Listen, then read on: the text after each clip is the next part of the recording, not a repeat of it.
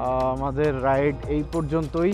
মানে আমি এখন একা চলে যাব আর এই গ্রুপ পুরো একা চলে যাবে।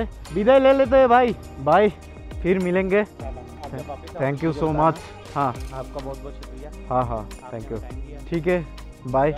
हाँ फिर मिलूँगा। बाय बाय बाय, আল্লাহ হাফেজ। সবার থেকে বিদায় নিয়ে একাই বের হয়ে গেলাম এই মোবাইল হোল্ডার আর মোবাইলটা নিয়ে।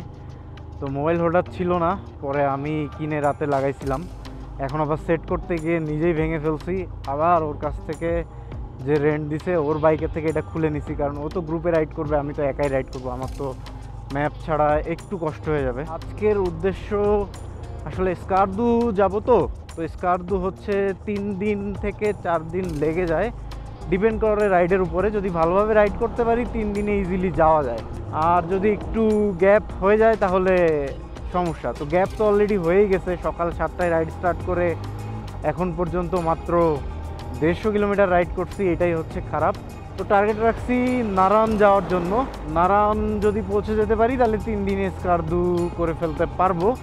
অ্যাকচুয়ালি স্কারদুটা কি অনেকে হয়তো জানতে চাচ্ছেন। তো পাহাড়ি রাইড দেওয়ার জন্য স্কারদু হচ্ছে বেস্ট।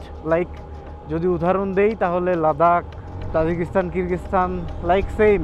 ওখানে আবার কারাকরম হাইওয়ে আছে, ওইটাও অনেক সুন্দর। তো ওইটাতে রাইড করবো ইনশাল্লাহ। কারাকরমে পরশু দিনই হয়তো পৌঁছে যাব ইনশাল্লাহ। Let's see. আবার চায়না বর্ডার আছে, দেখি কোনটা কোনটা করতে পারি, কোনটা কোনটা আপনাদেরকে দেখাইতে পারি। প্ল্যান যেটা সেটা হচ্ছে দিন থাকতে থাকতে রাইড শেষ করবো অবভিয়াসলি। সেটা যেখানেই হোক, যতটুকু রাইডই হোক, এর বেশি আমরা রাইড নিব না। এটাই হচ্ছে ইনিশিয়াল প্ল্যান।